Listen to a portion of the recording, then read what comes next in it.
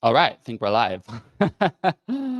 Hello, everyone, and welcome to an episode today of Jack Jewell Live. Yes, it's a bit of an impromptu event, but you may have noticed that I've been a lot busier lately. There's been more videos, so hope some of you have got a chance to watch those this week. And, things are going to get a little bit busier for me again soon. So I've been trying to think about how I can upload more often and be more active while juggling everything else in my life. So I would like to explore the possibility of doing more live streams. And that's what I'm here to do today. I have quite a lot of topics to talk about, but don't fret if you can't watch the full thing. I don't know how long this will be, but I reckon it will be pretty long. And I'm going to post the different segments as their own videos. All right. So that is something that you can watch later. And if you are tuning in, please drop a message in the chat. I will try and look at it sometimes, and just go easy on me because I'm not really much of a streamer and I have to do all this tech stuff myself. So I don't have the luxury of editing out the stupid things I say. All right, so we're going to talk about a few hot topics going on at the moment. It's going to be a bit more of a casual format, but hello, Charlie, Frau, welcome. Let me know where you guys are tuning in from. And the first one, you'll notice that I am sort of to the side, right? So why is there this whole, blank section next to me? Well, there you go. See what I did there? Right, so the first topic is, are migrants eating swans in the UK?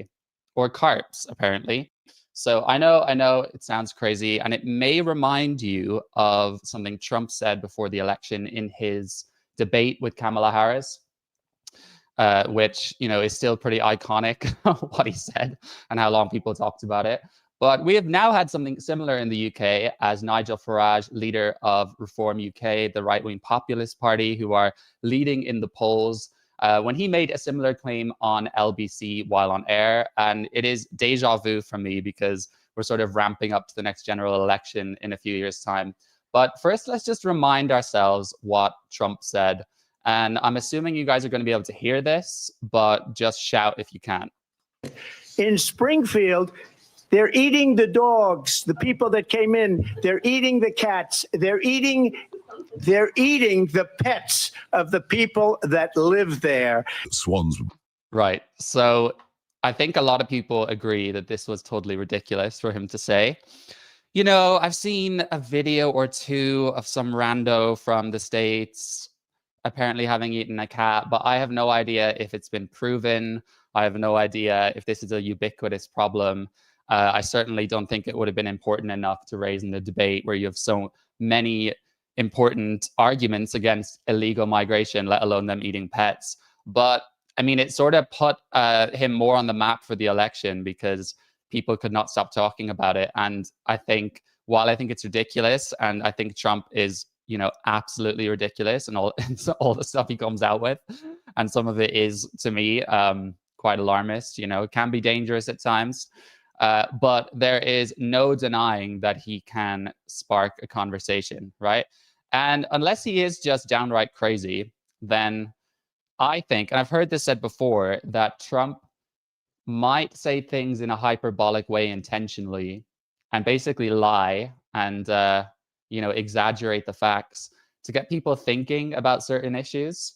I mean, people say that he had this intention when he talked about, Gaza being the new Dubai or whatever, the new Silicon Valley of the Middle East. And I don't know if he actually thinks that, but some people were saying, no, it's just a tactic to get like the Israeli government to respond, to get Hamas to respond. So I don't know. But, it'd be nice to believe that there's a method to his madness, but I think maybe sometimes there's not. So let's see what Nigel Farage said. Carp and swan. If I said to you that swans were being eaten in royal parks in this country, that carp were being taken out of ponds and eaten in this country by people who come from cultures that have a different, would you agree it's happening here? I've certainly read, I didn't know about swans, I've read about carp. Yeah, fish, well, there you yes. go. So look, neither of us can prove or disprove. Who are taking the carp and the swans? People who come from countries where that's quite acceptable. Well, I've read headlines that it's Eastern Europeans, Romanians and people like that. So I believe. Is that what you've heard? So I believe. Are they? Well, there were reports. Right. So, are they eating the swans? Well, before we kind of dig into whether this is happening or not, and I'm still not sure, to be honest, but I have lots of interesting videos to show you. There's no denying, if you're paying attention to what's going on in the UK and Reform UK, that as of late, Nigel Farage has become more emboldened in things he's saying. In the past, he refused to say he was on board with mass deportations. He refused to say that he was concerned about the rate of demographic change. And you might be familiar with this, online right that people refer to. It's sort of the online right-wing people on Twitter who are pretty hardline on these issues. They don't like if one of these politicians tries to get a bit of a middle ground, and then they accuse them of being a socialist, basically. Now, I've had the opinion that Nigel Farage, in my opinion, you might disagree, some people still think he's a clown, but I think that he is very intelligent and he understands the public mood and temperature, and he is choosing his times to come out with certain rhetoric and certain opinions because it's sort of been possibly his strategy to warm up the public, win over more of the center ground, more of the skeptical people, to try and prove that he's a serious contender, before then, trying to drop in some more hardline policies. And we've seen that this week. He has come out with this pretty strong, even the online right in that sense approves of this legal migration. So they've talked about illegal migration, the boats and everything, but they plan on abolishing indefinite leave to remain, which is essentially a form of settled status you get after being here for 5 years. It's quite lenient and easy to get. And the problem of that is you're not a citizen, but then you have access to our healthcare system. You can go on benefits. You can go on universal credit, job seekers allowance, all of that. And it's estimated by his accounts that this is going to cost us over £200 billion based on this Boris wave, the large influx of mass migration during Boris Johnson's reign. And, they're going to be abolishing it. They're going to be revoking it from people. And then he's going to be revoking benefits from foreign nationals. Now, I think this is a good idea. People think it's heartless. People say it's racist. But when you look at the policies of other European countries, of America, of Australia, of Switzerland, of India, of Bangladesh, all these places that I researched, they all have much tougher policies on how to gain citizenship. And, a lot of people think it's common sense that as a foreign national, you can't just move to a country and then live off their welfare state, right? And I'm Irish and we have our own agreement with the UK. It's very different. So that none of this would affect me. I don't even have ILR. But to be honest, I've always been working. I've never lived off the welfare state. But if anyone, if the decision was, if you're not a UK citizen, which I'm technically not, I can't go on welfare, I would think that's kind of fair. And then it would motivate me to actually potentially become a citizen. So the reason I'm saying this is because this comment about the Swans, I don't think he would have said 6 months ago. I think he's becoming more confident with them leading in the polls. I am a bit worried that, he's going to go too far with some of this stuff. And again, it's just like with the Trump thing, was this really necessary to say, are there better arguments to be had? So let's look at this other video from Andrea Jenkins on Sky News with this very disgruntled lefty next to her, where she was challenged on the Swans. And yeah, she's a politician in Reform UK, the mayor of Lincolnshire, I think. So yeah, let's go. But the problem is, Andrew, there's now a pattern of Reform politicians saying things that, frankly, the people who are actually at the front line of these things go, there's no evidence for this. But can I just say, look, I was a councillor in Boston, and there was... Her eye makeup is pretty dreadful, isn't it? Like, sorry to say, that's probably just typical, oh, she's a woman, you're commenting on her looks straight away, which, caught red-handed there. But it kind of looks like, a 13-year-old girl going to her first disco. I don't know. I like her a lot, but let me know what you agree. A serious issue with our ducks on the river with them being stolen and eaten. It is a fact. Come to Boston, ask the local people. I mean, I don't know about the case in Boston, but in this case and that's here, going back 10 years there is ago. clearly no evidence. Well, clearly, would you like to come to Boston? Andrea? Are you doing yoga there or something? To try and calm yourself from, speaking on a panel with somebody who's in Reform? I mean, very bizarre reaction you have there. Andrew, but there is no evidence for this. You accept that? I mean, the people well, literally... I've seen evidence. Oh my gosh. I mean, the best thing about all of this, because I do think it's stupid, I think it's ridiculous to be talking about this of all issues, but it's really funny seeing all these lefties just freak out about someone accusing people of eating birds.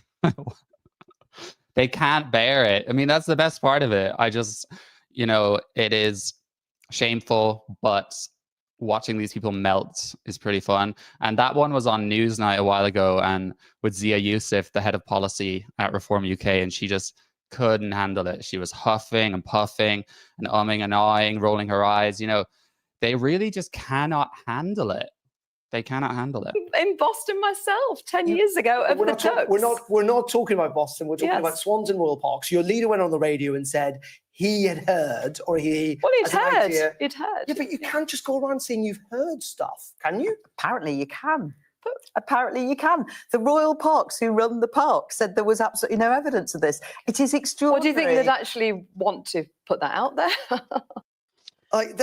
Okay. Yeah, I don't think she did a great job there. But overall, I kind of feel sorry for some of these politicians, because Nigel Farage has gone on air and said just such a stupid thing. And whether it's true or not, it's just a bit stupid to be talking about this, in my opinion. And I mean, she's then having to go on air and defend it, of course, because she's part of the party.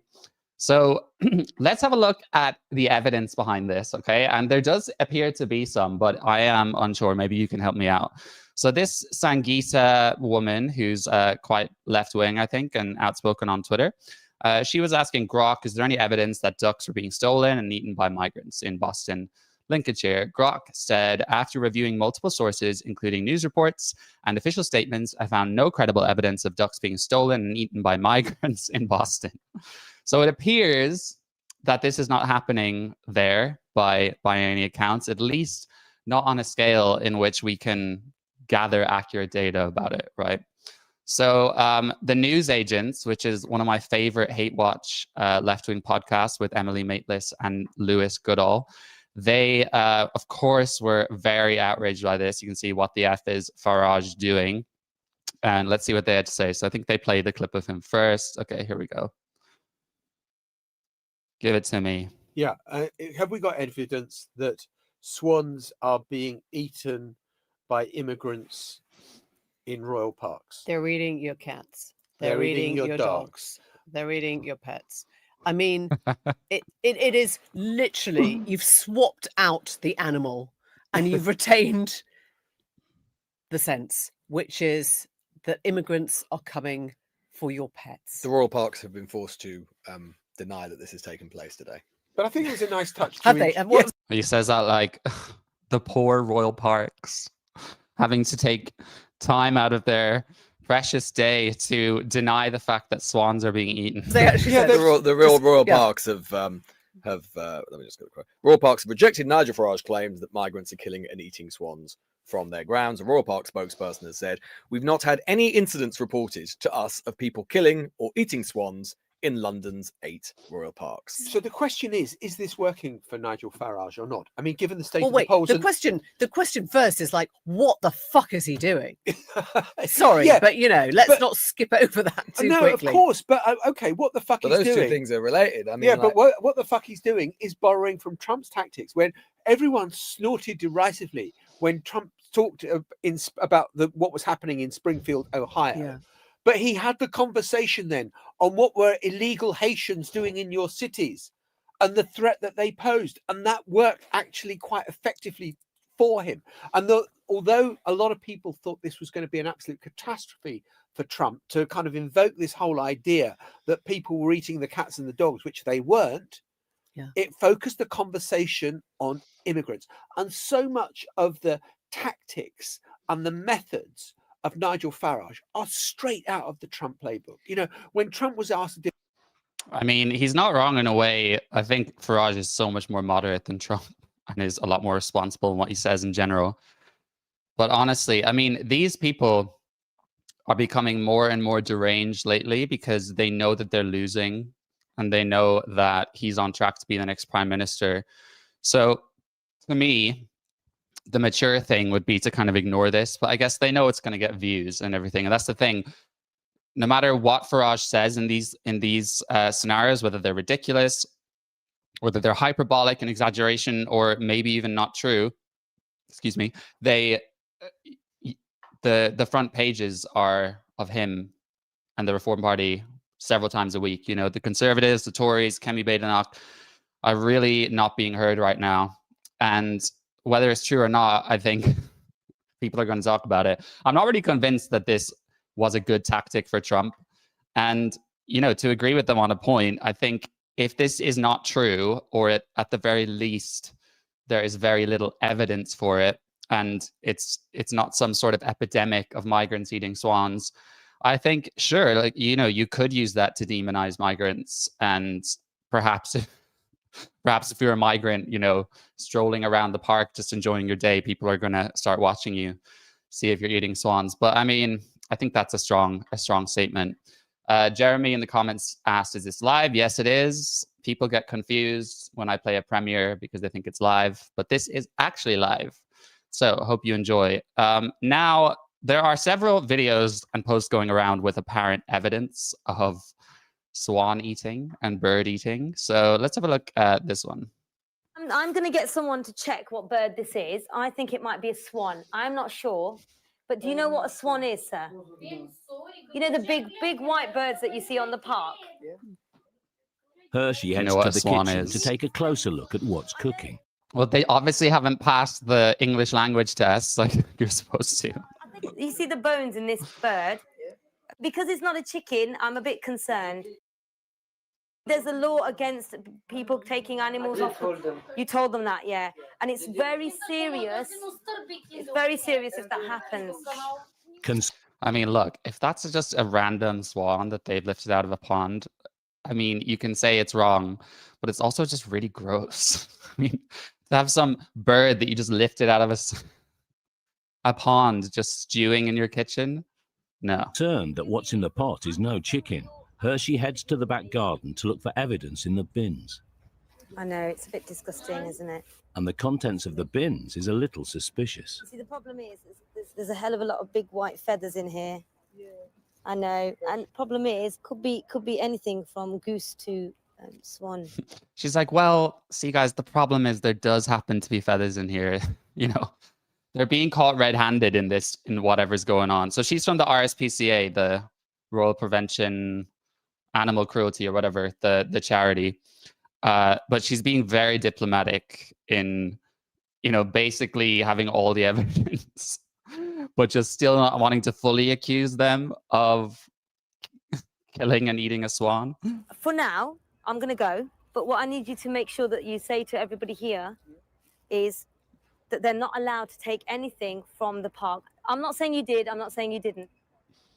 The I mean, whatever they did, it is dodgy. Witness reports combined with the evidence are difficult for the family to explain, but the young man does his best. You know what I mean? They're not alive. He's suggesting that they may have bought the birds and released them in the park for the children to chase, and that's what the witnesses saw. Can you believe it? No. We bought those birds so we could let them go in the park and let our children play. Doesn't even make any sense. And what then? You decided to eat them? So, I mean, this video seems pretty damning, right? And it's easy if people get carried away. But when I saw it, you know, I thought, when is this from? Is this recent? You know, is there more context to this, even though it seems pretty clear what happened? And then we have this article from the London Economic that says video claiming to show migrants eating swan was from 15 years ago. So Turning Point USA posted this, or Turning Point UK. Yeah, so the UK arm of Charlie Kirk, rest in peace, the organization he set up, a conservative think tank or organization. And they claim that it has done the rounds on social media. It claims to show an RSPCA worker catching migrants eating swans and has been viewed by more than 230,000 times. But apparently it is from 15 years ago. Fair enough. I mean, it still happened. But is it a relevant election topic now? I don't really think so. Like I said, there are many, many good arguments against illegal migration just the pure unfairness of it, the security issues, the fact that you can't be a nation without borders, the rise in sexual crime, kids being sexually assaulted near the hotels. So the arguments are pretty strong without throwing this in.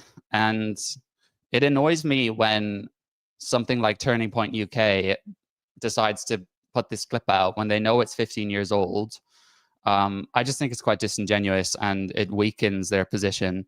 But there are some more videos. So here's another one, right? This guy just cracked the duck's neck, bro, taking it.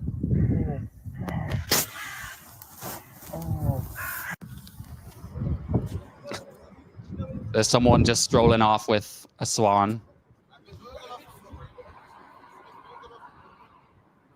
The poor birds, I eat meat, but whenever people eat animals that you don't eat, I always just think it's really sad. When people eat horses, I'm like, or dogs, it's like, what are you doing? So that appears to be some evidence. Again, no idea when this is from. Can you even prove this is the UK? I mean, the guys in it have English accents, but that's all we've got. We then have this one, location Winsford Marina. So apparently they do know where this is. And here are some gentlemen in black that appear to be of another ethnic heritage, capturing swans in Asda bags, which is one of our supermarket chains. Oh, these poor swans. Normally they just get fed bread. But in this case, they're apparently being captured. So Connor Tomlinson said, Nigel Farage is right. Migrants are abducting and eating ducks, geese, and swans from Britain's parks. Many countries have not reached the stage of civilization where the world outside the home is worthy of consideration. It's just wilderness full of either food or threats.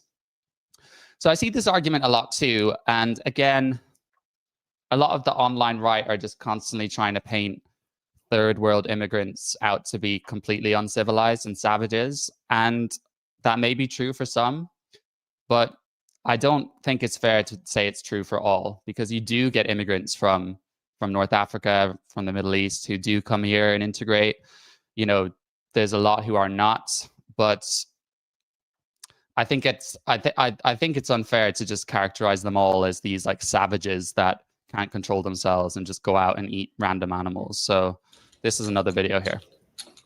Oh my God. What you do with that? Yeah.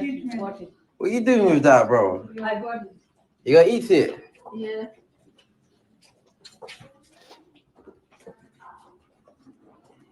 You catch it outside? Yeah, it's important now. Now it's a good. Let me see. Jesus Christ. Let me see it. Is it dead? Sorry, it's freezing a bit there. Let me see. Let me see. Okay, you got the drift. So they appear to be Muslims. I think there's two women in hijabs there, and they're just carrying a goose that they apparently captured. So, it seems like that's also in the UK based on the accents. Here's another one from Turning Point UK. So migrant caught stealing a swan in Scotland. The media is telling you this isn't happening. What is going on here? He's on that swan, man. What's his name, mate? What's his name? Right. So there you go. Apparently that's another one. I think this one we already saw. And yeah, I mean, there's a few videos going around, right? So I tweeted about this. I said, in a country of 70 million people and with a very high migrant population, weird things are bound to happen. I mean, bestiality is a thing that's disgusting. That happens. Pretty much whatever you can think of in society probably happens. And these few cases were caught on video.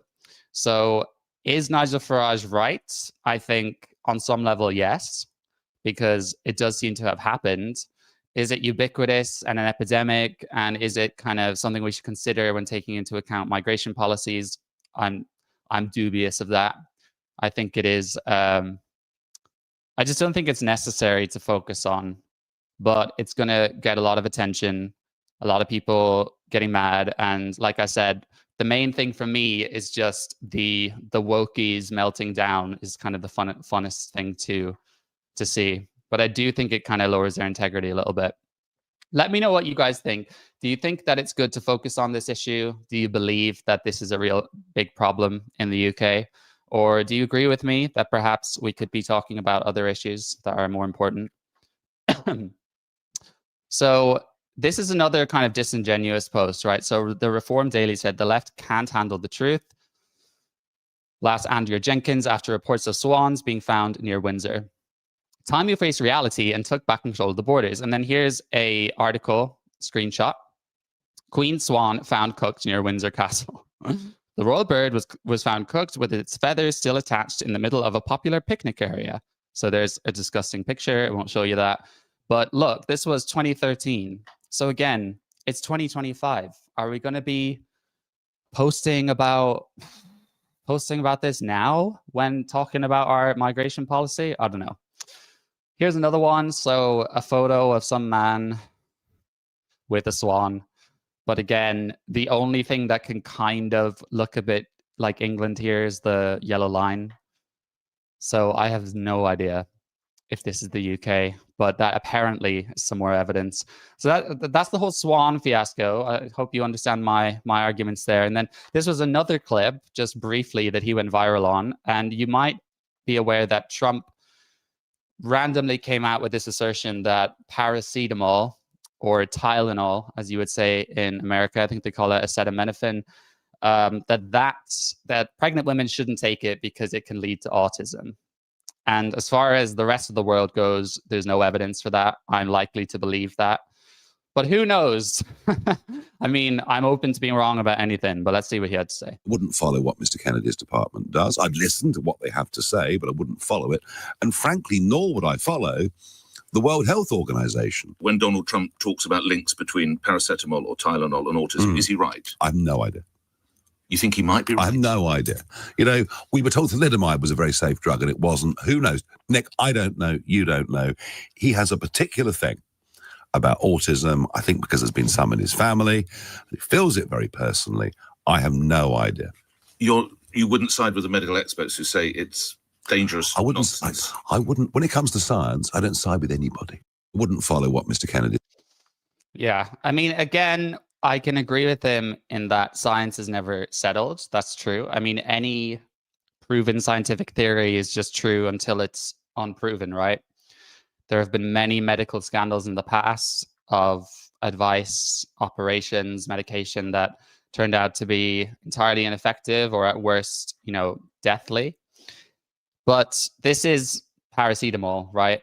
I mean, I probably don't go a week without taking paracetamol at some stage. It's a very common over-the-counter drug. And, I do wonder, is he just being diplomatic here because he's pals with Trump and doesn't want to upset his ego? That's probably a part of it. But I suppose it ties into as well the kind of lack of trust people have since COVID on medical experts giving us advice. We've been told about all the lockdowns and standing six meters apart, which, I mean, that in itself was just turned out to be an entirely fabricated, advice plucked out of thin air. And people are still very angry about that. And naturally, people feel deceived. And it's a shame because, the concept of medical advice is still a real thing. And there are still legitimate pieces of medical advice you can follow. But we also had the NHS, putting kids on puberty blockers. So I understand the skepticism. But to say that he never trusts science, or what did he say? He said, supposed to say it's dangerous. I wouldn't, when it comes to science, I don't side with anybody. Yeah, I think that's really stupid to say because I'm not a scientist, but I have to rely on scientific evidence for things. I don't have the experience, the skills, the training to just conduct my own experiments all the time. So he clearly is following science when it comes to lots of issues, whether he knows it or not. Does he go to the doctor and just say, I don't trust anything you say? Maybe he does. But I think that was quite foolish to say. So that's another thing people are freaking out over. But that was just a small thing there. So we're going to move on to our next section, which is about burning the Quran. And apparently, it is worse in Britain to burn a book, a religious book, Book of Islam, than getting mad about it and attacking the person who burns the book with a knife. That's the kind of two-tier Britain we're living in right now. For people not in the UK, you know, I've never seen the rest of the world so tuned up into what's happening in Britain in my whole life. Normally, Americans are very focused on America, and the rest of the West is very focused on America too, because things come downstream of there. And so much of our movies and TV shows are in America. So I've often find Americans just aren't really that interested in the UK. But lately, I find a lot, this is partly because of social media and Twitter and stuff, but a lot more Americans, and I'm not just talking about Elon Musk and JD Vance and stuff, but just normies online are concerned about free speech and free expression in this country. They heard all about the rape gangs and lots of other issues, people being put in jail for tweets. And in a way, it's heartening for me to see, our friends across the pond and other countries caring about our freedom, because they know that we historically have been the leaders in the rule of law and freedom. But this case is just insane, right? So first of all, let's look at this guy who burned the Quran. So courts reviving blasphemy laws after convicting a man who burned the Quran. So this is the guy who did it. And let's see, British courts have been accused of reviving blasphemy laws after a man who set fire to a copy of the Quran was convicted of a racially aggravated public order offense. Hamid Koskin shouted, "F Islam," and Islam is a religion of terrorism, while holding the religious text above his head. The 50-year-old, who was violently attacked by a passerby during the demonstration in London, went on trial last week, accused of an offense under the Public Order Act. At Westminster's Magistrates Court on Monday, he was found guilty of a religiously aggravated public order offense of using disorderly conduct, which was motivated in part by hostility towards members of a religious group, namely followers of Islam. Well, obviously, it's like, namely followers of Islam, but it was just completely Islam. So, I mean, just this, right? Religiously aggravated public order offense. I mean, we have all these terms in the UK that are sounding more and more dystopian, like non-crime hate incidents, which are not a crime, but can still have your name on some list by the police because you said something offensive. And, personally, I would not go onto the street and burn a book. I wouldn't go onto the street and burn any book because people would probably think I'm completely insane, and I wouldn't want to cause a fire. I think that would be my main thing. I wouldn't want some fire to get out of control. I mean, I thought that you would, maybe it's not illegal, but are you allowed to just burn things on the street? Because I think if there's any argument against this from the perspective of law, it should be that. It should be, you can't just burn items on the street. It's a fire hazard, right? So I think that would have been a good enough argument. But to make it about the religion, and yes, it was him expressing himself freely about his views on Islam, of which are very strong. I think he said Islam is the religion of terrorism. He has views. I think I read that he associates Islam with pedophilia. And I don't think this should be illegal. I think it's distasteful. I wouldn't do it. I don't think in a civilized society we should be doing this. I think if he has problems with Islam, there are other ways that he can, raise that in a more civilized manner. And one thing I'm going to say, which you guys might find controversial, because I said this and people didn't like it, but he's an immigrant, right? A recent immigrant. And I think he might be a refugee from like Turkey or something. But fact check me on that. I don't think you should be able to migrate to a country and then start protesting against the government. Now, maybe my opinion there is naive and I'm not thinking about it deeply enough. And to do that would mean there are more dire consequences. But if a country has welcomed you in, then I don't feel until you gain citizenship, you should be able to then go out and protest and say, I'm not happy with what you're doing. Because in my view, if you don't like the government of that country, go to another country where you do like the government. So in any regard, whether this is about Islam or anything, you know, you could be a right-wing person, a left-wing person. I wouldn't move to Spain and then just start protesting for communism or to like lower migration or whatever, because it just doesn't make sense to me, you know? It's like, don't live there if that's the case. But maybe I'm being naive. So this is what the story is really about, right? Muslim who attacked Quran burner spared jail. So this is the guy looking very lovely and peaceful in this photo.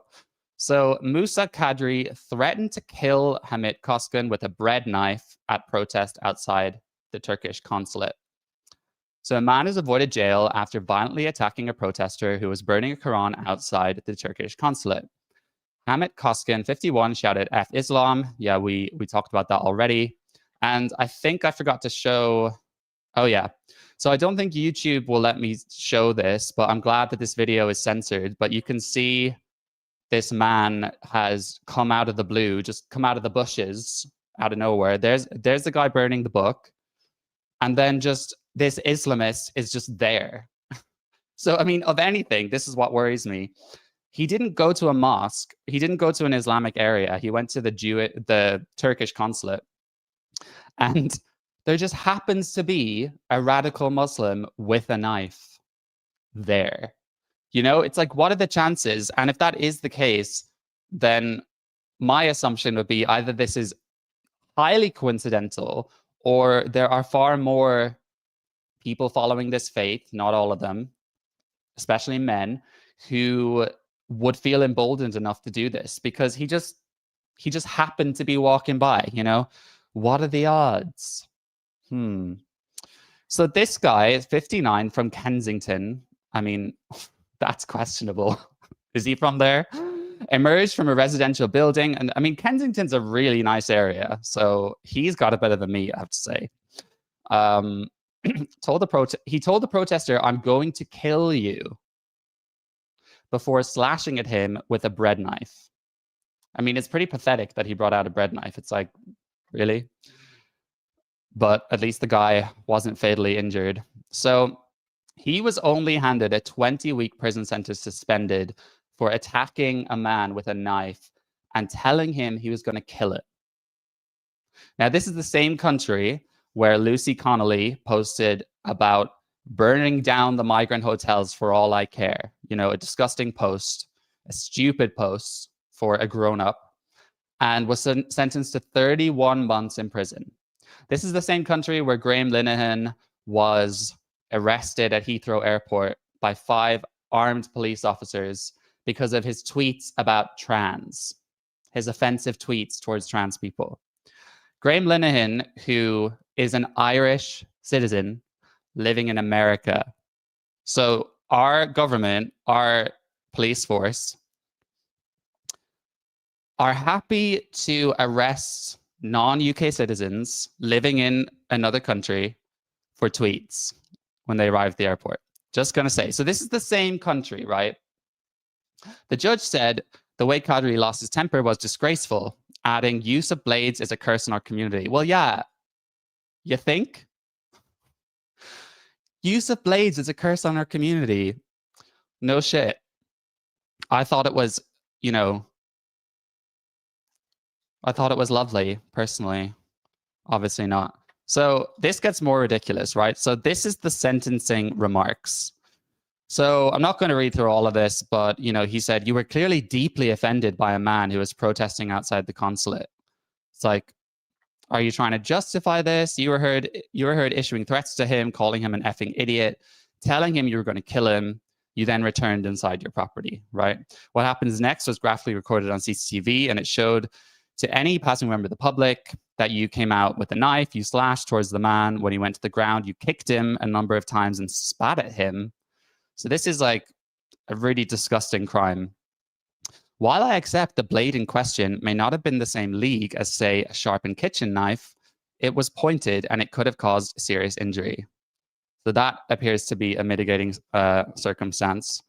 And this is the part which is really chilling, right? So he says, I note, however, that you are now 59 and someone of hitherto exemplary character.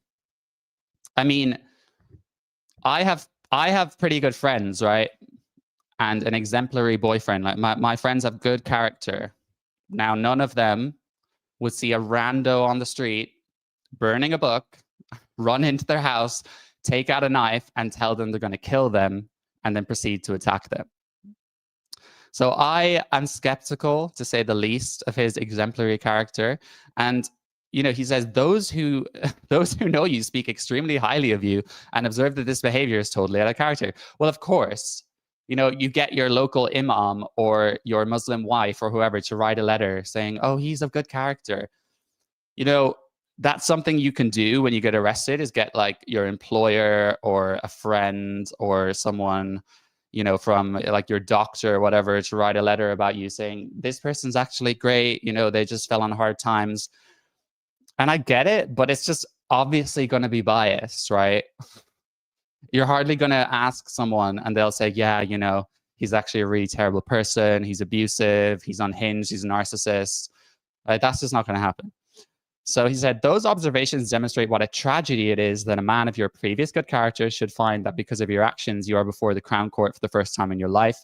I note also the good works that you do, especially your work with charities. I'd like to know which charities those are. Are they, of self-interest? And therefore, he just gave him a suspended sentence. So I just think, fair enough if we were living in an equal society and it wasn't two-tier Britain. But just to see people go to jail for social media posts who have kids, who've never done anything violent in person in their life, who deleted the tweet after an hour and deeply regretted it. To see the police turn up on people's doorsteps about trans, and then this, it's like they know exactly what to do to just make people angrier and angrier. So this is Robert Jenrick, Shadow Justice Secretary, and he wrote to the Director of Public Prosecutions. So he talked about, I'm not going to understand this really. So the Criminal Justice Act 1988, threatening with a bladed article, Offences Against a Person Act 1861, threats to kill. So were they considered and rejected, and if so, on what evidential basis? So it appears he wasn't charged or he wasn't convicted on these laws, but was no religiously aggravated count added given the stated motive. So that's interesting, right? Because one guy got a religiously motivated attack because of the Quran burning. So he was convicted for that. But then the guy who attacks him, because he's offended about his religion, does not get a religiously motivated attack. So it's fine if you're defending a religion. I can go out and like chop people up because of they don't agree with Scientology. That's a joke. I'm not actually saying I'm going to do that. And then that is not a religiously aggravated attack. But if someone were to burn a Scientology book, then it might be. But I'm guessing that what we're seeing here, I'm going to be cynical, but I'm guessing this wouldn't happen if this was a Bible. And it probably wouldn't happen because the guy would have burned it and just everyone would have looked at him and said, like, you're crazy, you're weird, but we're not going to attack you. And then he would have just gone on his way. So, Connie Shaw posted this tweet about it. We've already talked about all the stuff. It got 1.7 million views, 23,000 likes. And it's just what goes through these judges' minds is what I want to say. And this is not the first time this has happened. So, man arrested after live video of Quran burning being burned in Manchester. This was in February. Here's another guy who decided to burn the Quran in Manchester city centre. He streamed it on X, and he was seen standing by the Glade of Light, the memorial to those killed in the 2017 Manchester Arena bombing. So that was at an Ariana Grande concert. And it was at an Ariana Grande concert by an Islamist suicide bomber who killed, I think, 15 kids or something, or maybe it's more than that, but injured a lot of people too. He was then filmed as he set light to the pages of the Islamic holy book. A man could be seen approaching him and trying to grab the book out of his hand. So again, there just happened to be a Muslim around who was like, no. but he had been arrested on suspicion of racially aggravated public order offense. He is currently in custody for questioning. So I don't really know what's become of this, but in any regard, racially aggravated public order offense, you know, Islam is not a race, okay? You can fully disagree with burning the Quran and say it's disgusting, it's targeting Muslims, it is, if you want to use Islamophobic, even though I don't subscribe to that word, but it's not a race. You know, if I really wanted to, I could convert to Islam and go around to my local mosque. It wouldn't be racist. So it's just also the incompetence of these charges. It's like they're just not thinking deeply into it. They just think, oh, Muslim equals brown person, so therefore if you offend said brown person, it's a racially aggravated order offense. And I just think it's undeniable all of this is happening because people are so scared of upsetting, you know, Islamists in the UK. And not all Muslims are Islamists, but we have a hell of a lot of them. We have 40,000 Muslim men on the terror watch list in this country. And we've had, you know, terror attacks on the reg every couple of years, and they're not coming from Christians. And then this is one that happened in Sweden. So Quran burner assassinated in Sweden. If I scroll down, Iraqi refugee Salwan Mamika, known for his well-publicized and controversial public Quran burnings, was assassinated on January 29th in Sweden. The Prime Minister said there's obviously a risk that there is also a deep link to foreign power. I'm not exactly sure what he means by that, but you can see that this first guy, he is from Turkey, I think, which is a majority Muslim country. And then this guy was from Iraq. So people forget that these majority Muslim countries, at least some of them used to have a high number of Christians, like Lebanon and Syria and stuff, and they're being persecuted, or they have been persecuted. And a lot of people of refugee status in those places obviously have a hatred of Islam, and you can't really blame them, I guess, when they see what happened. So that's about the Quran burning. Let me know what you guys thought. Do you think it should be illegal to burn the Quran? Do you think it's distasteful to do it? And what do you think of the, you know, the two convictions meted out to those two guys? And before I continue, everyone, if you are watching this and you're enjoying it and you're not a subscriber, please subscribe. Please hit the like button if you can. Will help push this video out more. And if you need to leave, don't worry, because I'm going to be posting each of these sections as its own mini video, and you can catch up later. So in relation to this, we have this conversation about Sharia law in the UK. And once again, Donald Trump has come out with a pretty bold statement. And I have to say, I look at London, where you have a terrible mayor, terrible, terrible mayor. And it's been so changed, so changed. Now they want to go to Sharia law, but you're in a different country. You can't do that. Both the immigration and their suicidal energy ideas will be the death of Western Europe if something is not done immediately. This cannot be sustained. What makes the world so beautiful is that each country is unique. But to stay this way, every sovereign nation must have the right to control their own borders. You have the right to control your borders, as we do now. And to Yeah, so he's concerned about illegal migration in the UK, and who can blame him, right? He's sorted, whatever you think of him, at least he's sorted out their illegal migration problem. And Sharia law is, I don't know, you know, I'm not a Sharia law expert, but that is the law from the Islamic faith, which some Muslim countries follow, and there is no separation of the church and state. So it's essentially a theocracy if you embed Sharia law. And I mean, if you're an American and you're seeing stories of, you know, man burns Quran and then is arrested for offending Islam, you know, that's blasphemy. And who can argue that this is an element of Sharia law kind of seeping in, right? And let's look at a question Sarah Pochin, Reform MP, asked in Parliament about this recently. Does the new Secretary of State for Justice recognise Sharia law and Sharia courts in the United Kingdom? Yes or no? You can always hear the groans and huffing and puffing. It's a legitimate question. Sharia law forms no part of the law of England and Wales, but in common with Christian, Jewish, and other courts of faith where people choose to put themselves before those councils, that's part of the religious tolerance that is an important British value. Does the news? Okay, yeah, so she didn't say much there, but she basically said, you know, it's not, Sharia law isn't a thing, but people have the right to have their own Sharia courts, which most people disagree with, right? And here's the stat. So the UK currently has 85 Sharia courts that we know of and 30 Sharia councils, making it the country with the most in Europe.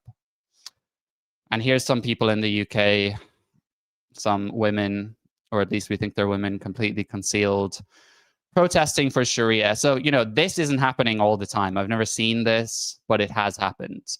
There are groups who want this. It's not a majority of Muslims. When you look at the polls, it's not a significant minority at the same time. Now, what do I have here? So I talked about this guy, Ed Hussein, right? So he's a Muslim guy. And I read his book. I recommend, read it earlier this year. It's very good. It's called Among the Mosques, where he basically travels around to some of the most Islamic areas in the UK, like Bradford, like Blackburn, Birmingham, even in London, and goes to the mosques in those areas to meet the local imam, to meet the people that go there. And the stuff that he describes is pretty chilling. You know, he's a contemporary Muslim who rejects some of the more medieval doctrine and wants people to integrate with Western society.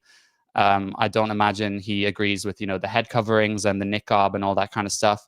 But reading it was chilling, the kind of things that people in these towns want. You know, there is Khalifism, which is this desire to have a global caliphate where everyone is under the law of Sharia and Islam. And there are lots of Muslims in these concentrated areas that believe in that. And most of the mosques he went to were male only, no women allowed at all, which he felt as well was a much older practice. And he talked about in Muslim countries how loads of them have banned this stuff. You know, some of them let women in the mosques. They've banned the niqab. You know, they've banned Sharia law. And one thing he talked about a lot were the Sharia courts and this concept of, you know, parallel legal systems in which Muslim families and couples and, you know, if you're married to your cousin, can basically go and seek legal, I say that with quotations, legal advice from some authoritative figure from the faith. And they will then tell you what to do, what you're allowed to do, and what you're not allowed to do. So obviously that is in contention with UK law, and it's being practiced in a non-legal matter. So that politician saying, you know, they should have a right to do this, like, she says that because she doesn't want to upset people and upset their voter bloc. But if you're on the left and if you're a feminist and if you are a supporter of women's rights, then you would not support these courts, because who comes out on the bottom? It's women, of course. Now, this was an interesting interview from the Daily Tea podcast, where they interview a Muslim guy who knows a thing or two about this. So first, let's see what Sadiq Khan had to say about the remarks. When people say things, when people act in a certain way, when people behave in a certain way, you've got to believe them.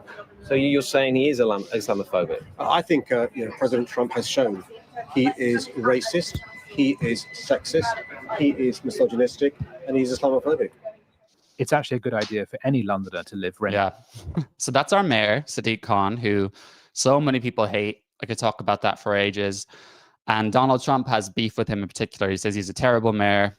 I think Sadiq Khan allowed, you know, some pretty strong protests against Trump, you know, to be funded, but given the green light in London when Trump came to visit once, and they had a big inflatable structure of Trump on display, and he of course found that pretty offensive.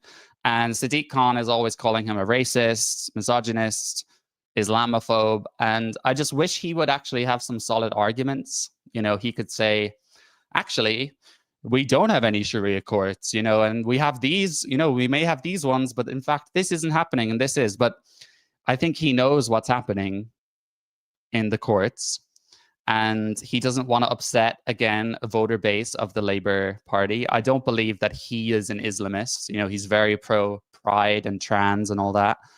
At least he is on the surface. But he always just resorts to name-calling and saying, oh, he's just an Islamophobe. It's such a weak line of argument. I mean, you could finish it with that. You could say, okay, based off like this opinion, this evidence, I disagree with him, and he's an Islamophobe, to kind of finish it off, right?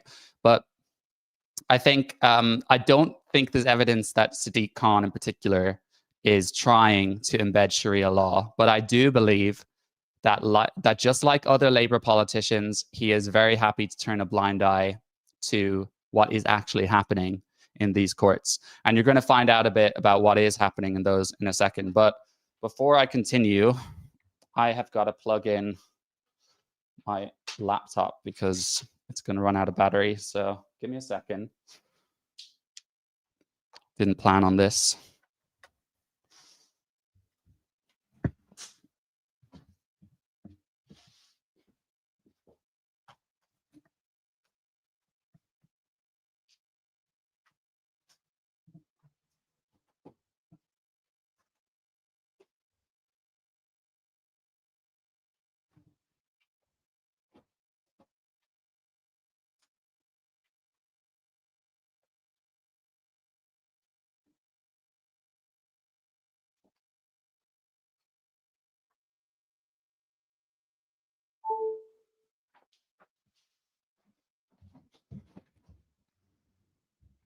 Okay, sorry about that. The joys of live streaming, I guess. I'll know better next time. All right, let's go. So where are we? 12, 21. I have the timestamps up there. Okay, let's see what he has to say. And you mentioned it. And I also wanted to add, the fact is that more and more women are approaching religious Sharia courts. And for me, that is a problem. That is a wholehearted problem, because majority of these people in Sharia courts are overwhelmingly men over the age of 65 and don't have a good grasp either of the legal standing of the country or of the culture of the country itself, given that many of them have difficulty with language, difficulty with understanding the legal standing, etc. Can I ask, why would that be a particular problem for women? It'd be a particular problem for women because if we look at the religious traditions of Islam, which at the time gave women the opportunity to have possessions, gave women the opportunity to basically have things passed on to them through traditions, when they didn't pre-Islamically. Pre-Islamically, there were laws which items were passed on to men. So Islam opened up the gate for women to have those items, the ability to have materialistic gain. The fact is, if we look at the religious tradition. So I think what he's saying is that originally Islam allowed women more rights, if by my understanding, but then next iterations of it didn't. I don't know. And we look at current laws in the country and we look at where we are in society, there is a gap. So if we talk about equality for women and we talk about wholehearted equality, still through a religious lens, if somebody looks at it through a wholehearted scriptural religious lens, women will still not just come off worse, but actually, let me also add, the male elements, the over 65s, will still be carrying with them somewhat archaic views. And those archaic views will be things like, you must stay with your husband. Religion says that you must not break up. Why don't you just allow your husband to be able to make decisions? These things may come up in those discussions, and women may be psychologically or emotionally, gently or overtly coerced into making decisions that are worse for them. In the use of, well, this is what Islam says, this is what God wants, this is what the scripture says. So I am concerned. And this doesn't go just for Islam. This goes for Jewish and other Christian traditions. I am concerned that in a lot of these religious courts, women don't really have a scriptural voice in terms of leaders who are giving them the space to have a full analysis of what their rights are. Yeah, that says it all, right? So if you're a woman in an abusive marriage, if you're a woman who has a husband that was part of the rape gangs, for example. I just want to be clear. I'm not tarring all Muslims with this. There's lots of Muslims in this country who don't want Sharia law and wouldn't go to a Sharia council. But I'm just talking about the people who do. So if you're a woman who's in an abusive marriage, who's been subjected to terrible things, and you want out, then the man at this Sharia council is going to say no. You can't do that. You have to stay with him. And the thing is, she may not even be legally married from UK law. So she doesn't have legal rights. Ed Hussein talked about that in the book, that he was at an Islamic wedding where they were being married under Sharia, but they weren't getting married legally. So then that man can have 10 children with that woman and then just F off and leave the country. And she has no rights whatsoever. Her kids have no rights. It's a big problem. And I agree that you can argue this about other religions. So Catholicism, doesn't recognize divorce, right? So if you get married as a Catholic and then divorced, I don't think you can get married as a Catholic again. But to me, Christianity and other religions are much more modernized, and they don't reject UK law, and they also would not hide UK law. But when you have vulnerable Muslim women who've immigrated here who don't speak English, and oftentimes I've heard the women are not allowed to learn English, but the man can, then they're not going to know any better, are they? They're going to think this is my local council and this is what they're telling me to do. So, it's just a disgrace. So let's see this one other clip from this. It's again an excellent point you make, Camilla. Absolutely. Look, let me come back to there are 2 or 3 key fundamentals here. Absolutely. If anyone wants, this is my standing and my view, if anyone wants to run a religious council, they must be fully versatile and trained over a significant period of time about what the laws of the country are. And that means they must tell people when there is a contradiction between civil legal laws and religious traditions. They must. This should be enforced on them. So if they say, for example, Sharia law does not allow for homosexuality, but in today's country, in our laws and civil tradition, you can be who you want to be. That's what they should be advising. That's the way you advise. And so it is fundamental. I mean, do you think the Sharia councils are singing the praises of homosexuality? I doubt it. Mental to have that versatility of mindset. Do I find that in Sharia councils, the ones I've previously engaged with? Hell no. So you've got to place the civil tradition next to the advice you want. Yeah, so I think these kind of things are so powerful, right? I forget what his name is, but it's very powerful to have someone from that community speaking out against it and saying, I've actually been to these Sharia courts and this is happening. Most of them do not recognize the conflict between UK common law and what they're advising those people. And they have to advise them, this is what Islam says, but legally you're entitled to this and this and this. And it appears that they are not doing that. And as such, they are deceiving people. And I don't think you're finding that with Christianity. I don't think priests are trying to kind of coerce women into, into a space where they're blind to the law. Maybe it is. I don't know. But this is a problem nonetheless. And this is what annoys me so much about, I don't have any tweets here, but, again, the same usual suspects, the wokies on Twitter popping off about this. Like Narinder Kaur posted a photo in a dress and she was holding a phone and she was saying, oh my God, I'm going to be arrested because of Sharia law. And it's so disingenuous because it's like, first of all, you're not a Muslim. At least I don't think she is. But especially for all the white liberals popping off about this, you live in a metropolitan city. You have atheist friends, you're queer or whatever. You don't live in Bradford. You don't wear the niqab and you don't go to Sharia councils looking for advice. So you just don't have a clue what you're talking about.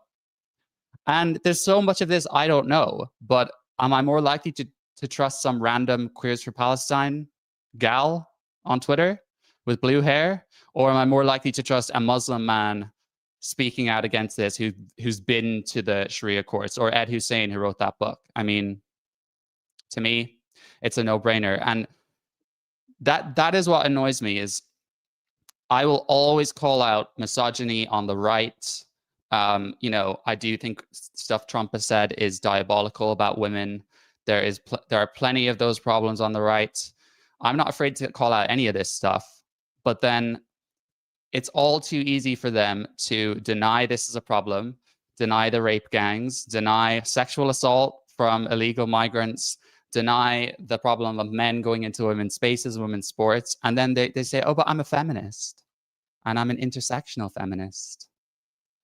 So it's just bullshit. And I think a lot more people are, you know, becoming accustomed to this. I want to see Reform come out with a policy before the election saying they are going to ban these councils and we're not going to put up with it. Because, listen, there is a big rise of ethno-nationalism. And, you know, we say the far right.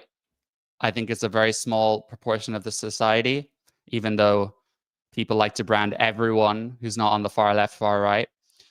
But if we do not sort out some of these issues, it's going to rise and rise. And ethno-nationalism is disgusting. It's going to become a bigger problem. So the least we can do is, you know, if we're going to coexist with this faith, we have to be muscular about our policies. It's okay as a non-Muslim majority country to say, we welcome you, you can work here, you can live here, but what we don't want to put up with are Sharia courts, the burqa, cousin marriage, halal slaughter. You know, this is very reasonable. And I just think the UK has just lost its brains in just being able to put its foot down on anything when it comes to a minority group. You know, you're allowed to have a country with your own views on things. And then people can decide if they want to be here or not. All right, guys. So quick one on this. So we had this, the Bar Council. So I think this is how you become a barrister, right? So they released this opportunity. We're working with 10,000 Black interns foundations, chambers, and organizations across England and Wales to provide 6 weeks of internship placements at the bar for aspiring Black barristers. So this appears to be a scheme only for Black people, 10,000 of them, which is a lot, right? And you can see them all there looking very pleased with themselves, which I would be too if I was given the opportunity. And this is the website, right? So 10,000 Black interns program. This program offers Black university students and graduates a unique opportunity to gain hands-on experience at the bar. Over 6 weeks, interns will be hosted by several chambers and organizations, offering a wide-ranging insight into the profession. So, I mean, it sounds lovely, right? To be eligible, you have to be Black or of Black heritage, including mixed race. It was kind of them to include that. So this is a program for 10,000 people, specifically based on race. So, you know, racism applies, you know, my understanding of racism, anyway, is treating one race differently to another. And it's often used in a negative connotation in which we treat one race unfairly compared to another. So people think racism only exists for non-white people, but you can flip it on its head and it absolutely exists. So if you have a program and you say we're only accepting Blacks, that is by definition racist. Whether you think it's moral or immoral, it is a form of racism because you're discriminating against one group specifically on the color of their skin. You know, I thought we kind of worked this out a while ago, and I was saying this a couple of days ago to a friend. It's like, it seems like humankind is just so skewed towards racism that no matter what environment we find ourselves in, to the point where we become so anti-racist against ethnic minorities, it's like racism will just find a way back in. And now it's back in the form of anti-white racism. I'm not afraid to say it.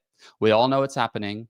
You know, if you're a straight white man going for an application, you know, you're at a disadvantage. You know, you have to be the best of the best. Saw that leader of the Oxford debating society who, you know, was very pleased about Charlie Kirk's murder, who got 2 B's and an A. And to get into Oxford, you know, they have their pick, you know, they have the cream of the crop they can pick from to go there. They would have an abundance of A-star students all across the board to choose. So it is just by definition unfair. And some people think because of past transgressions, and a lot of this ideology is just imported from America. We do not have the same history of race relations in the UK. But people think because of that, the answer is revenge. And the answer is an overcorrection to right the past wrong. You know, you can hold that view. I think it's not helpful. I think it's just furthering the division and grievances. And most of all, white children born today and 18-year-old white kids, it's not their fault what happened in the past. They didn't do it. They are very likely not racist growing up in this new multicultural England. And they do not deserve to have the revenge put on them, you know? It's the same with the reparations thing. It's like, I didn't enslave anyone, so don't take my money away. So Rupert Lowe, who's all over everything, I talked about him in my video about halal. He, of course, jumped on this. So he said they must immediately close this scheme and offer it to all, regardless of their skin color. There is nothing wrong with being white. Racism, pure racism. I do like how he just states it as it is. And he then wrote to them, basically saying the same thing. What message does this send to the generation of talented, hardworking young people who happen to be white, that their ambitions are less worthy, that they must be excluded to balance some imagined historical scale? It's vile. This scheme is vile. Your approach is divisive, unjust, and in my view, entirely incompatible with the principle of equality before the law. What are you playing at? You should be ashamed of yourself. So yeah, completely agree. You know, he has strong rhetoric. You know, if I'm one of these people saying, oh, it's so great, we've set up this Black intern program, you know, it's such a great step forward, and then you get this, Rupert Lowe MP, you're a disgrace. You should be ashamed of yourselves, you know. If I'm someone of this ideology, I'm probably going to read this and be absolutely disgusted. But I really hope, you know, it knocks some sense into them. And just look at this, right? This is the Twitter post from the Bar Council. They've still not deleted it. The comments are still open. 1 million views, 358 likes. What is one hell of a ratio, if I've not seen, than that? 358 likes to 1 million views. That's absolutely embarrassing. And then Rupert Lowe, 100,000 views, 16,000 likes. So, I mean, the public opinion is speaking out against this, right? People are not happy about it. And I just think, like, if I was one of these students, I can take it from the perspective of being gay. You know, I would not want to be welcomed on some token, you know, gay internship program. Like, no, thank you. I am confident in my own abilities and I want to earn them off merit. But I think what's worrying is you meet far too many minorities, not just of ethnicity, but they are more than happy to take the opportunity. I was talking to someone about this at a party and I was complaining about it, and she just said, I'll take it. I'll take it. And I was saying, but do you not think this is unfair? Would you not rather feel like you got the job because you're good enough? And she was like, nah, as long as I get it. It's awful. And it's more demonization of the white working class, I think. So let's see. This is one of the conservative MPs who talked about it. And internships up and down the country, including at MI6, young white people have been told they cannot even apply. And here's the problem. The Equality Act has created a hierarchy of diversity. If you're a woman, you are told that your rights are not as important as trans rights. If you're a white boy who grew up in care, or whose parents were alcoholics, or who recovered from a life-changing disease, well, tough luck, you're not as deserving as an ethnic minority. But who's to say whose adversity has been more of a challenge? How can we fit the whole of human experience into these tidy little boxes? And when rights clash, as they do, who gets to choose which group is deemed more worthy? When it came to gender ideology, it was bureaucrats behind closed doors, often working hand in glove with extreme activist groups. And when women lost their jobs or were forced to share changing rooms with men, it was HR departments citing the Equality Act who held the pitchforks. Across the NHS, police forces, local councils, and government departments, it was unelected officials who are using the Equality Act as a weapon to undermine meritocracy. 100%.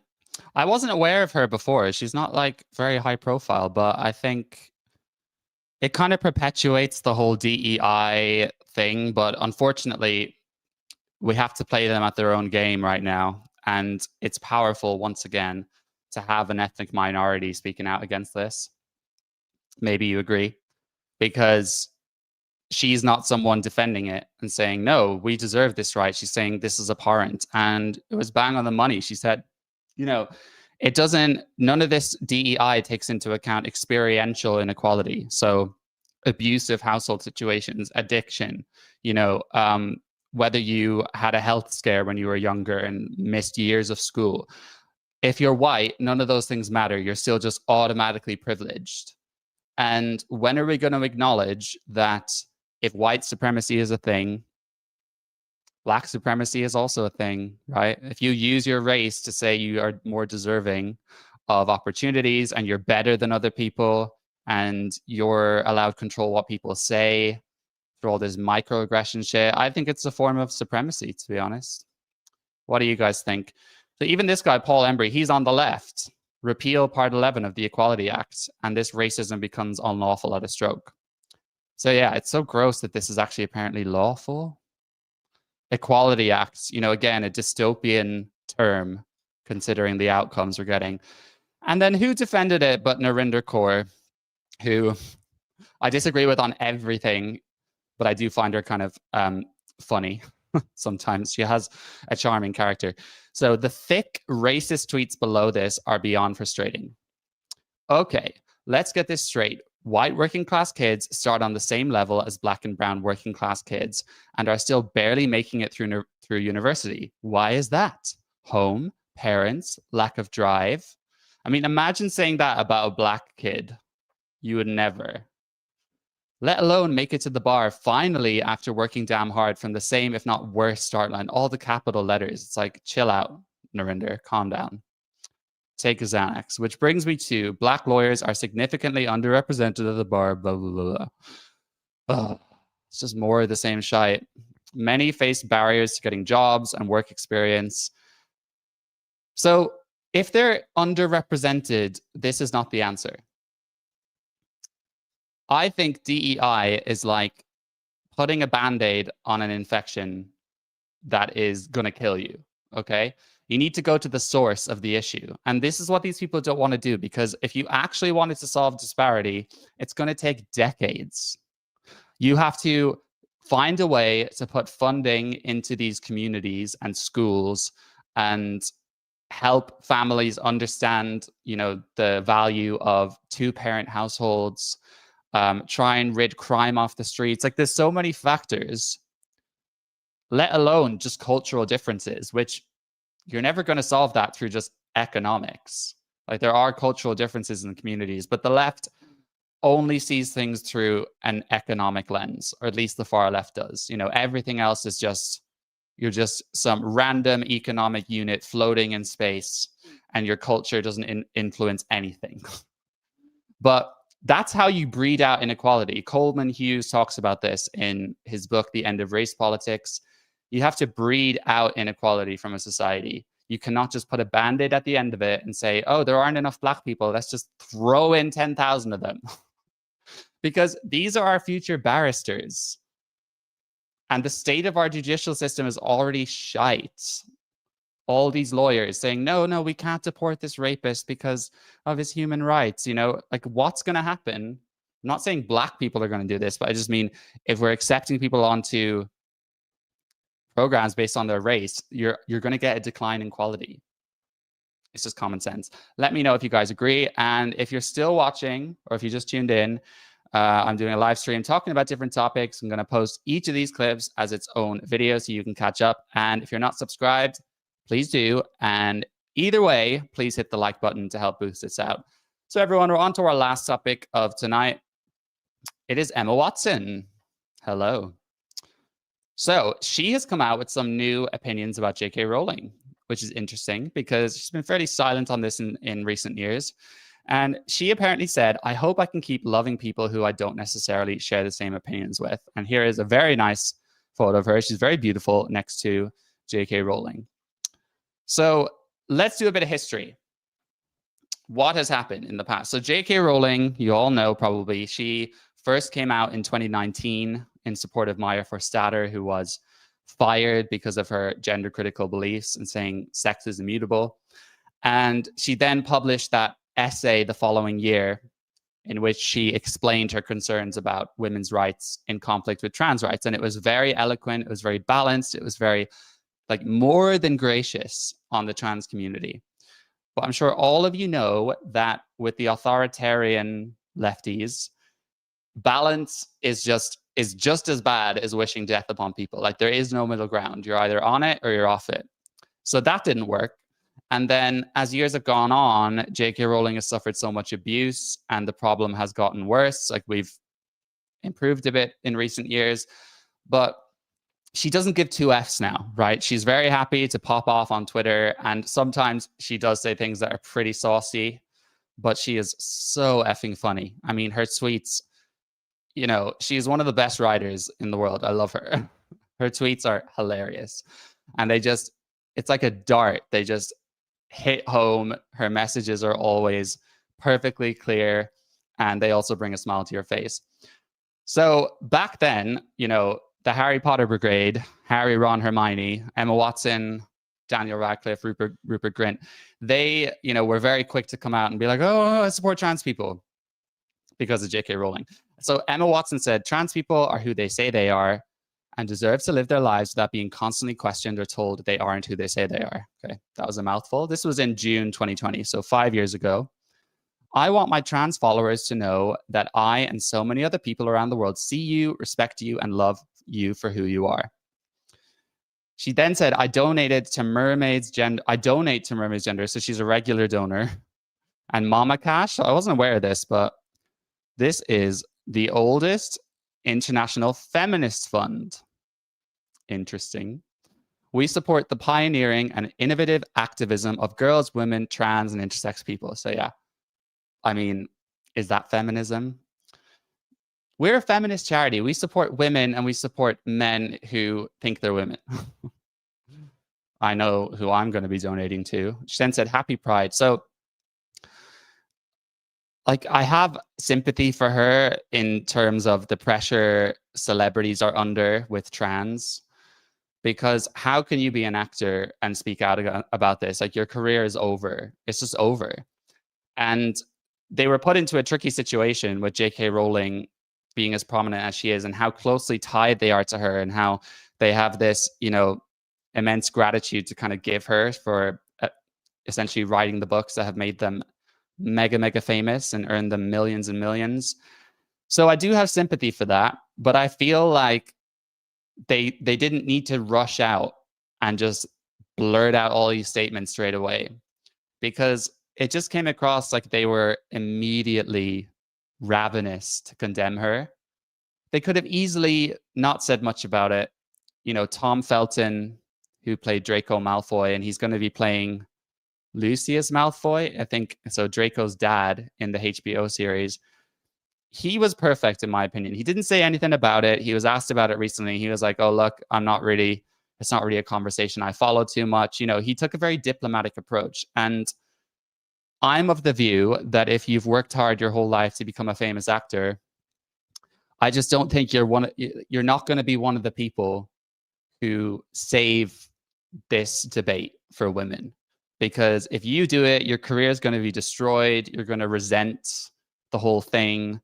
And I have sympathy for the position they're in. You know, leave it to other random gay people on the internet popping off about this. But I think what's really not a good look is this.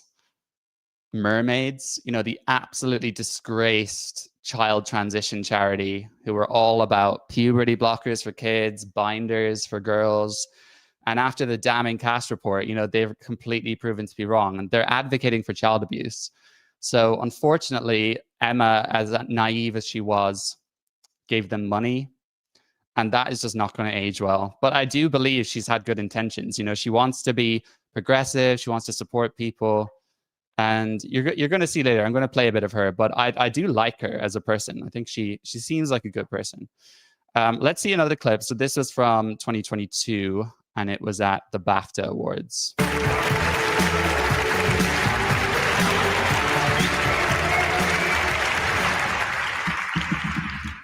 I'm here for all of the witches. Yeah, so witty, I'll give her that, but I just think it's so unnecessary for her to do that. I mean, why bother say that? And it just, that's what gets me about the stuff with J.K. Rowling is it feels targeted because you're not being asked about it. You're not here to talk about trans, but then you have to take this dig at J.K. Rowling. And you feel like you somehow, just because the writer of the book that made your films has an opinion, that then you have to just at an award ceremony distance yourself from that opinion. Like, people with brains, and I know the trans activists struggle with this. I know that community is lacking in the brain department, but normal people understand that someone you know can have an opinion, and if you haven't said anything about it, it doesn't mean you endorse that opinion. So for me, I thought that was a jibe at J.K. Rowling. I think wasn't very nice. And then let's see this other video of her talking to a transsexual. So this was 3 years ago as well.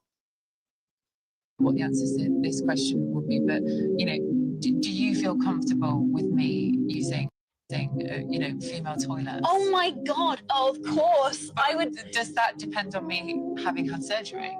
No. What would you say? I don't want to dwell on this for too long, but what would you say to those people who would have an issue sharing a public bathroom with me? Oh my goodness. I would say that's another human being. How can you?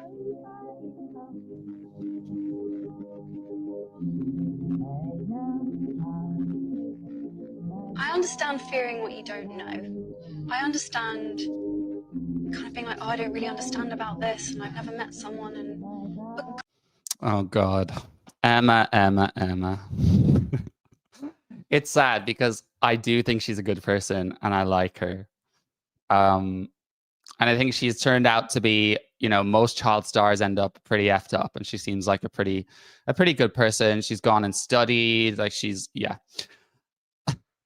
But it's just the epitome of luxury beliefs, I think. You're very shielded from average people's problems, and women who go to rape crisis centers that's run by a man or welcomes men who identify as women.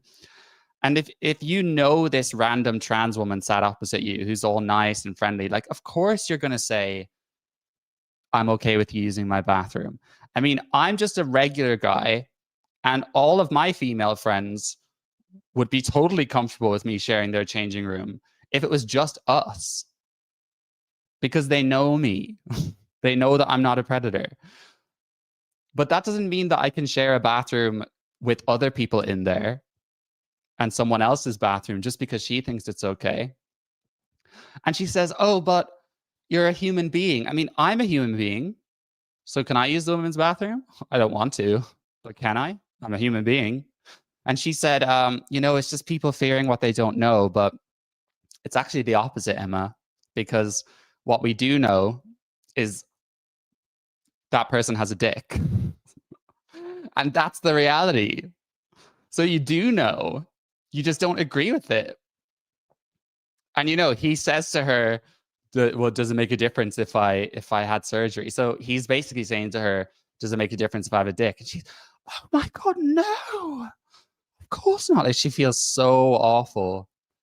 And I hate this sycophantic, they love feeling terrible about themselves because they know they've had many opportunities in life. And it's this kind of sadistic, sycophantic,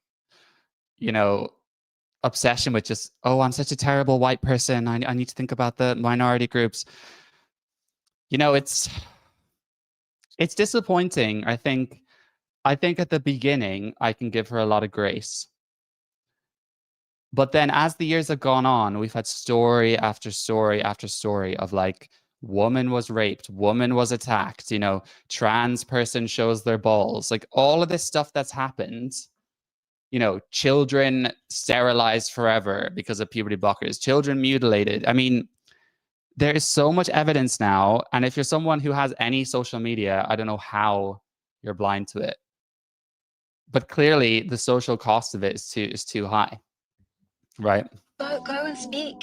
Go learn, go speak, go go look into the whites of someone's eyes that's had this experience and tell me after you've done that you do not see or feel their humanity or understand their story, or that like there's any part of you that feels that it's okay to make that person not feel included. It's Oh God. Oh, it's so painful. Like, I actually feel sorry for her watching this because she's trying so hard. Look into the whites of someone's eyes. Yeah, he's still a guy. She's like, go talk to them. Yeah, you're still a man. Look into the whites of your eyes. Still have a dick. That's the point. Is it's not about feeling sorry for these people, and we can feel sorry for people with supposed gender dysphoria, people who are suffering and, you know, unhappy with themselves and unhappy with their bodies. I feel sorry for that. I have sympathy for that. I have empathy for that. But it doesn't change the fact they're men. And it doesn't change the fact that if you say, okay, well, some trans women are nice and will be discreet, that will inevitably let men in who have bad intentions. It's common sense. So it's not about humanity, although it kind of is, because humans are men and women, right? And then, I mean, if you thought Emma was bad, Daniel Radcliffe was just even more painful.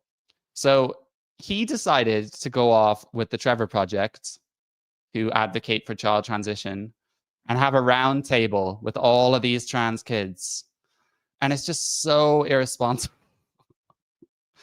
I mean, that's the thing, is like, fair enough if you wanted to come out and say, I condemn JK Rowling. You know, she's a bigot. You know, she wrote the books that made me, but she's a bigot. Fair enough, freedom of speech.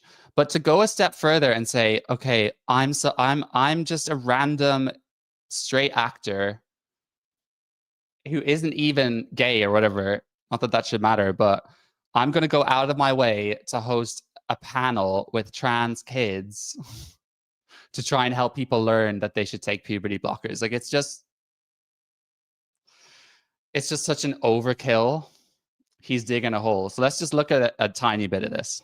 I learned from, you know, out of the cradle that I am, you know, that I was a boy. I should like blue. I should like sports. I should be manly. I should like superheroes. Yeah. And I never associated myself with those things. And we are told that doesn't mean you're not a boy. Daniel Radcliffe is like, oh yeah, superheroes. I mean, did he just grow up liking every stereotypical boy thing? I mean, he played Harry Potter, the definition of an unconventional, misunderstood kid, nerdy kid who, you know, wasn't a masculine kid, was scrawny, was tiny. You know, that didn't make him a girl, did it? But he's just lapping it up. I mean, you're speaking to children. And I'll give it to him. He looks passable, but I think he says how old he is in a second. But you know, a lot of these people have been on puberty blockers, right? Old that we're not old enough to know this yet. Like, I mean, I'm only 11 years old. How do I know I'm a girl? And yeah, 11. How do I know I'm a girl? Well, listen, you're just not. That's the problem. It's just not possible. It's not possible. If you think you're a girl and you want to continue your life somehow thinking that way, that's fine. But the reality is that you're just not. And no amount of puberty blockers and surgery will change that. I need more time to think about this. But there are also people who do have like a slightly condescending but well-meaning attitude of like, well, people are young and like, how do we, you know, that is a huge decision. I'd love to hear from all of you about like why we can trust kids to like tell us who they are. Well, I just feel like oh, he's also trying so hard. I feel like Daniel Radcliffe always looks like he's been on like a 5-day sesh. Like you can see him here is like all of you about like why we like, well, people like he are looks young. like he's like a hostage, you know what I mean? He has that kind of sunken skull-like look to him. I mean, I've not watched all this, but this is not going to age well either. It's just such a shame that these Harry Potter stars were just going about their lives, not expecting to like be drawn into this massive child abuse scandal. Like what life throws at you, right? And then J.K. Rowling last year, she basically tweeted about the cast report, the damning report. And she talked about all the evidence on why, you know, these practices on kids have no evidence and are likely very harmful. And, oh, I went through a page there. So this person said, just waiting for Dan and Emma to give you a very public apology, safe in the knowledge that you will forgive them. And she said, not safe, I'm afraid. So she's not going to forgive them. Celebs who cozied up to a movement intent on eroding women's hard-won rights and who use their platforms to cheer on the transitioning of minors can save their apologies for traumatized detransitioners and vulnerable women reliant on single-sex spaces. Strong.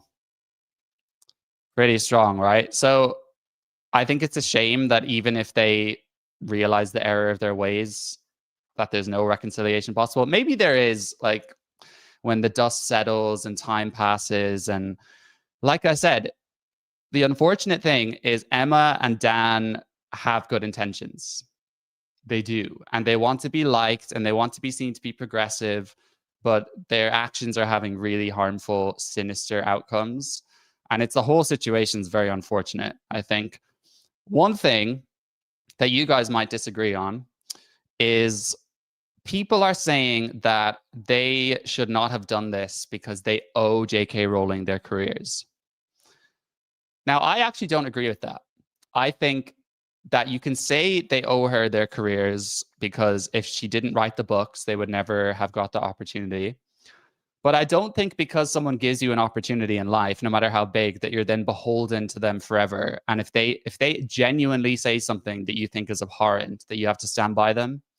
I just think that's quite cultish, you know? I mean, maybe I feel this way because of situations with my father and how he's weaponized things against me for his terrible behavior. But I think even though I'm on the side of JK, I don't like the argument that how dare they share their view because they owe her their careers.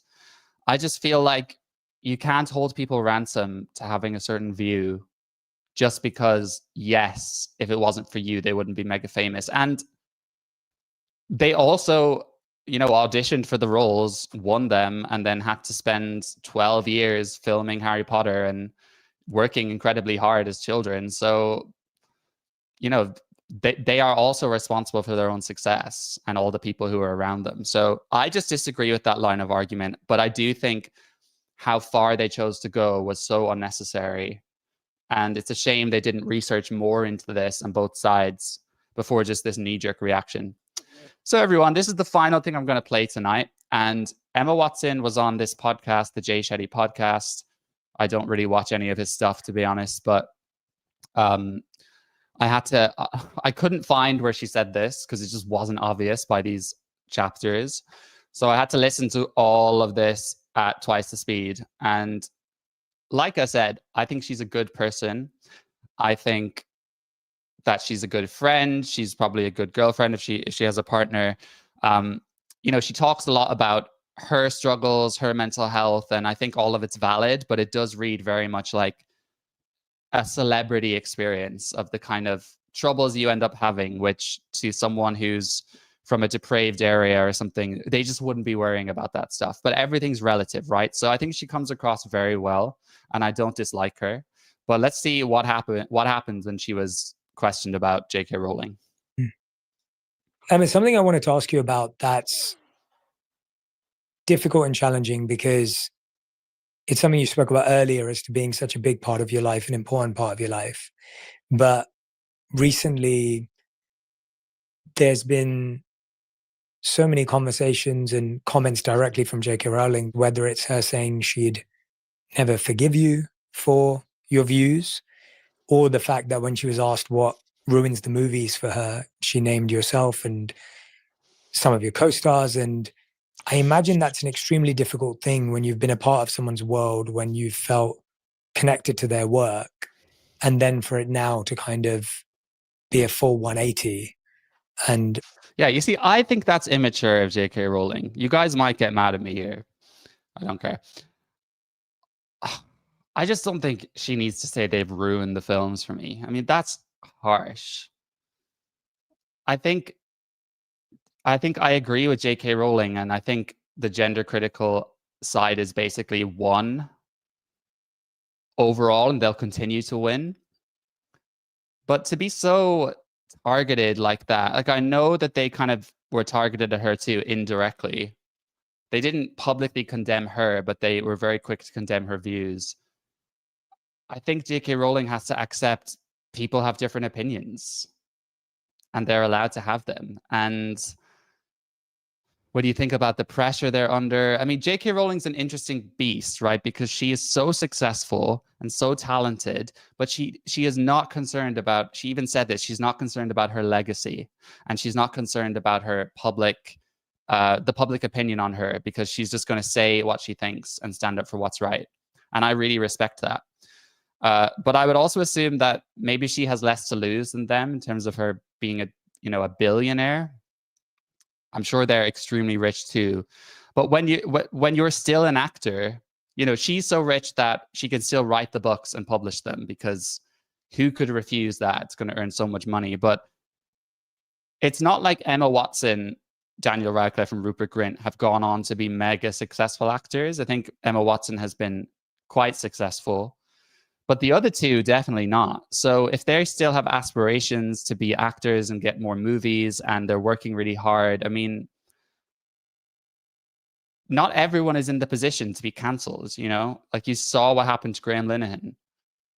His whole career destroyed. Not everyone is brave enough to do that. Not everyone wants to do that. They took the complete opposite approach in condemning it, but to just say that they've ruined the whole thing for you, I just think that's too far, personally. For someone to publicly say these things that can be quite or extremely hurtful, actually. How do you think about that?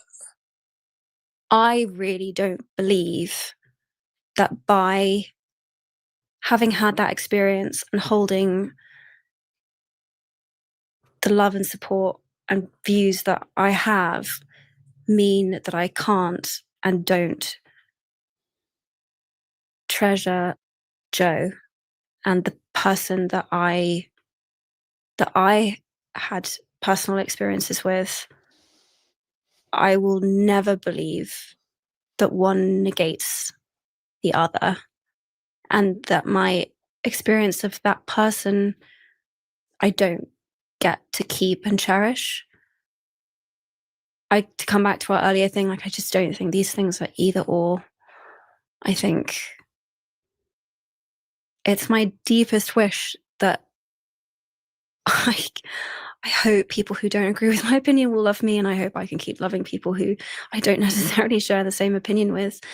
And I think that's a very, very important way for me that I need to be able to move through life.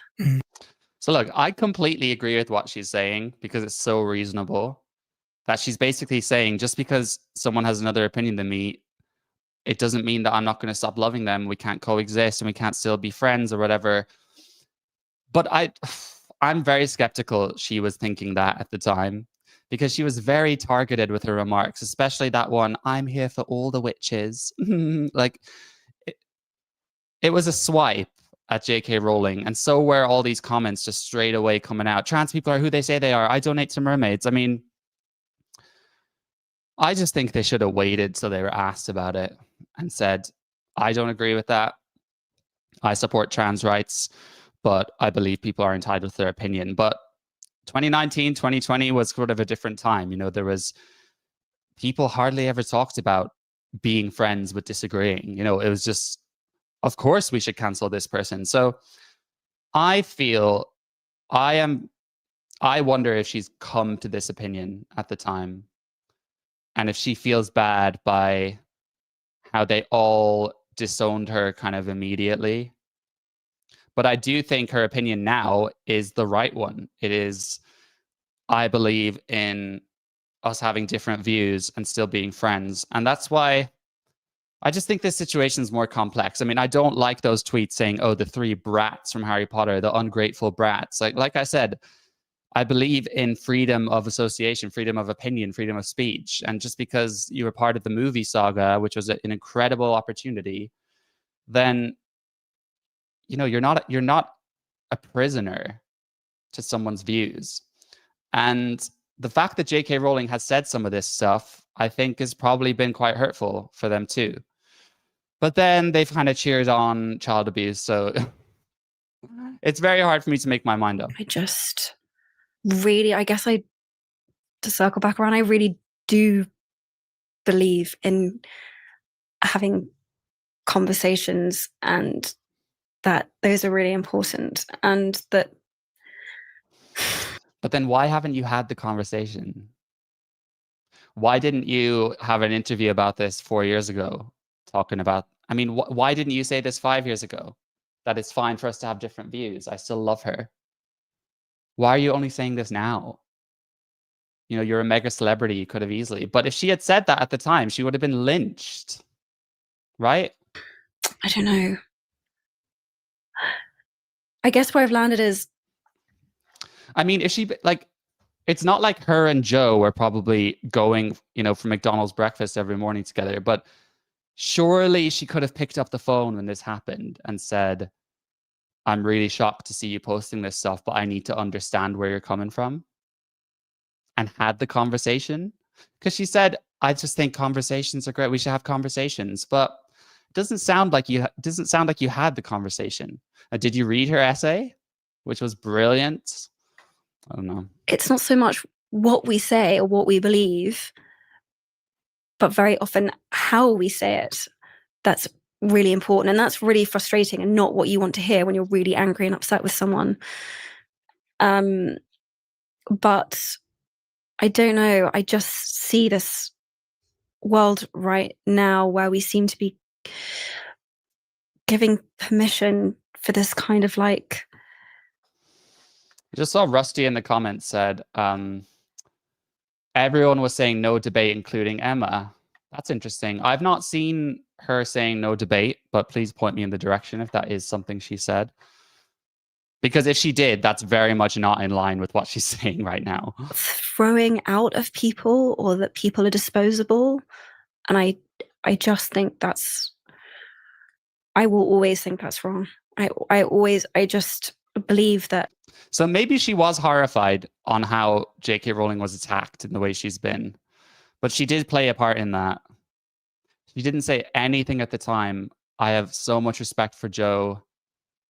She's given me all these opportunities. I'll never forget that. But I disagree with her on this point. She was just trans people who they say they are. I donate to mermaids. I'm here for all the witches. So I just don't. I believe that she believes this now, but I just don't believe that she always believed this. You know, this whole, oh, we shouldn't just dispose of people. Well, it seemed like you disposed of her kind of in an indirect way. No one's disposable. And everyone. I mean, pedophiles are disposable. Murderers are disposable, maybe. And as far as possible, whatever the conversation is, should and can be treated with, at the very least, dignity and respect. Thank you for challenging us. And there you go. There you go. Sing us a song on the tiny violin. Now, look, I think I've made my points kind of clear there. I feel conflicted about all of this, and you know, I'm going to move my chair a bit now because that's gone. Yeah, I feel conflicted about it. I don't think she's a bad person. but I also don't think it's very genuine. Some of the stuff she's saying, like I said, I believe she believes this now, but if she genuinely believes what she's saying, there could have been a lot more she could have done at the time with even just one sentence on like, let's agree to disagree. There's so much more to life than just having this one opinion. And I know that she's a good person. Like, she didn't say any of that stuff. And I wonder what J.K. Rowling thinks of it now. I am not aware if she's tweeted about this. Forgot to actually look at that. But who knows? Maybe J.K. Rowling will soften a bit about it. And, you know, are they going to ever come out and say, I shouldn't have donated money to like a child abuse charity? Like, I laugh, but it's just so absurd. Or Daniel Radcliffe, I shouldn't have endorsed puberty blockers and all these children. I mean, it's just creepy that this grown man was like, I'm going to sit around all these kids and ask them questions. I mean, kind of tells you what kind of parents some of those kids have, right? Just before I finish, I forgot to show this super chat, Jardam. I don't know if you're still here, but you said, we're crying out for someone to talk about the mess the gay world is in. Can you do it? I mean, I have been doing it and I will continue to. But if you're new to me, I have a whole library of many, many videos talking about how this has impacted gay people. At least I think that's what you're talking about. So listen, guys, that was a big one. But like I said, if you didn't see anything else I talked about it, I'll be posting those clips as their own mini videos. You can catch up. And I really appreciate anyone who's tuned in at any point today and taken part in the conversation. I've been trying to read your comments as I went. Let me know what you thought about everything we talked about: Quran burnings, eating swans, DEI, Emma Watson. I'd love to know. And hopefully you'll be seeing more and more of these in the future. It's easier for me. It doesn't involve all the editing, although I'm worried I'm not saying as intelligent things, but we'll work with it. And yeah, I will see you soon for more videos and more fun. Bye-bye.